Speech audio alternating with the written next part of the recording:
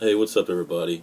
RJ back with, you guessed it, another video. And today, um, I'm guessing you can figure out what this video is going to be about. It's going to be about Wrestlemania, which everyone's making videos about Wrestlemania because it's the most exciting time of the year.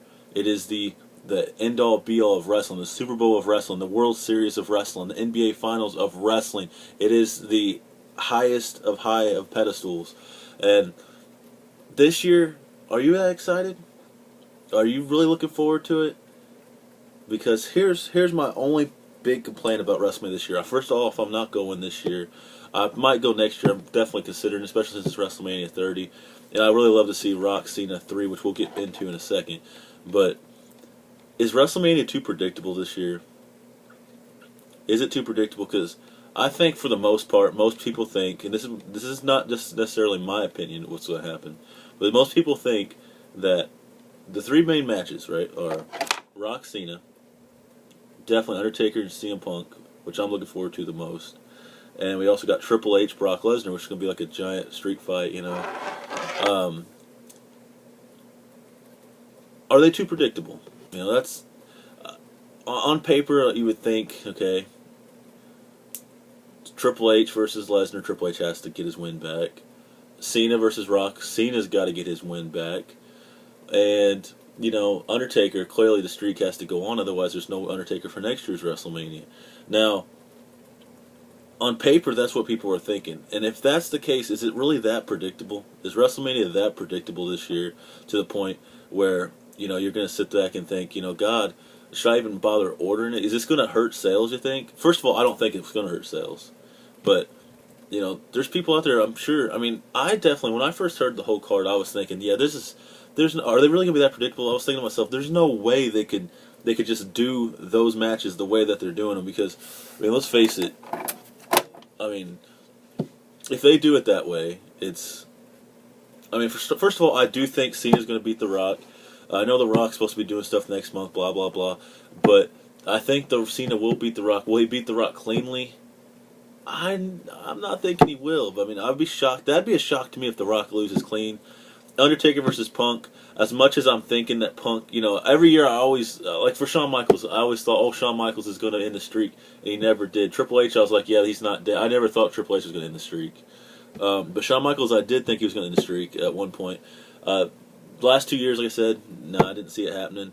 Last year when I saw Shawn Michaels sweet chin Undertaker into a pedigree and he kicked out, right then I thought to myself, the streak will never end. If that don't end the streak, what will? I mean, what are they going to do, have CM Punk run him over with a car like Austin or something? But, you know, the only way the streak will end this year is if it's his last match. You know, if Taker's done, you know, he's going to ride off in the sunset, I'd believe that Punk will win. Other than that, I mean, if this isn't his last match, there's no way he loses, you know. I'll be having a WrestleMania 21-0 plaque on my wall. I really hope that The Rock wins this year. Only, if only for the fact that I would love to have a WrestleMania Rock plaque. I'm sure other people watching this will feel the same way. Have a WrestleMania 29 Rock signed championship plaque. If Cena wins, that's still cool with me. More Cena plaques, the merrier for me. As you can tell, I got tons of Cena merch in this room. But you know, as far as Del Rio versus Swagger, I'd love to see Del Rio finally lose that belt. He's one of the most. I fast forward through. I'm not the kind of guy that fast forwards through a lot of wrestling. I know people that fast forward through a lot, and I'm not one of those guys. But I definitely fast forward through Del Rio matches because they're just so boring to me. They just are. They're just boring to me. And if they're boring to me, I have to believe the casual fan's bored too, for the most part. But you know, I just don't. I don't know if he's going to win or not. But I pray that. I really do pray that. You know, I'm overselling a little bit, but I do hope that Jack Swagger wins somehow. Because it'd be definitely interesting to see a heel Jack Swagger with Seb Coulter as champion. I think that'd be great. Definitely better than what's going on now. Right now, it's just boring. I mean, the title status on SmackDown is just boring. And if you guys think it's not, you must either be fooling yourselves or you have a completely different taste in wrestling than I do. But that's my opinion on that. And as far as, you know, the whole Triple H Lesnar thing. I said in one of my podcasts with Nick on at the Sports Guys 24/7. I think we're still new to it, so I'm kind of still getting everything down. But I talked about how the reasoning I think that if any reason, this is the argument I can make for Triple H losing this year. He's got a DVD coming out, Triple H DVD, and usually when they bring these DVDs out, they retire. They retire either right before or right after the DVD comes out. For example, just an example, Shawn Michaels came out with My Journey, which I believe I have in this room, actually. Well, anyways, I have it in there somewhere. I wish I had it out, but you guys don't talk about My Journey, the 3-disc DVD set. He retired WrestleMania 27.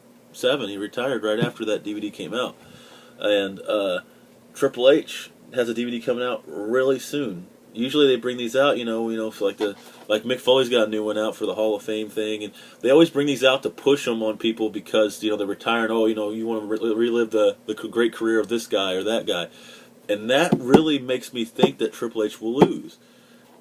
At the same time, I'm thinking to myself, God, the irrational person inside is thinking, there's no way Triple H is going to let someone beat him that many times. You know what I mean? Triple H has lost in how many WrestleMania straight now? Granted it was against Undertaker, but he still lost that many straight.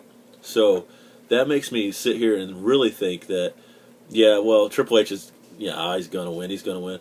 But I'm just hoping and praying it's not as predictable as, people are thinking that it is, including me. I'm thinking, geez, are they really going to make it that predictable? Because you think Triple H, Vince, Stephanie, anyone that's remotely in charge backstage would sit back and think, we really can't go this way on this match. I think one of these matches have got to be a shocker. Either Triple H retires, the streak ends, or The Rock goes over Cena 2 straight years. One of these things have to happen this year.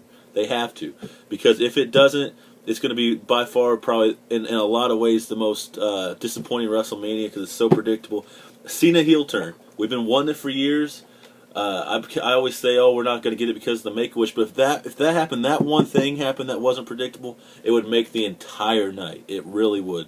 But like I said, predictability for this WrestleMania seems pretty high. Let me know what you guys think about that because, I'm still going to watch it, but I'm not going to pay a couple $1,000s to go see it. I wish I could have went to the Fan Access this year. That's something that I'd rather see. Honestly, I'd rather go to Fan Access than go to WrestleMania most years because you get to meet the wrestlers, you get autographs, you get to look around all this great stuff, you get to interact with people, which is a lot better than sitting, 15 rows back or something and watching the show. You know what I mean? There's really no interaction there. That's the only thing TNA's got going for them is there's interaction during shows. But we've already talked about enough about that because I don't like talking about TNA that much on these videos.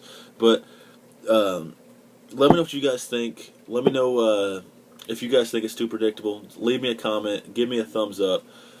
Follow me on Twitter at XRJX720. Just like my name on here. I apologize if it's confusing to some people. Some people I talk to all the time still can't get it straight. I know it's XRJX and then the numbers. But thanks a lot for watching. I'll talk to you guys later. Peace out.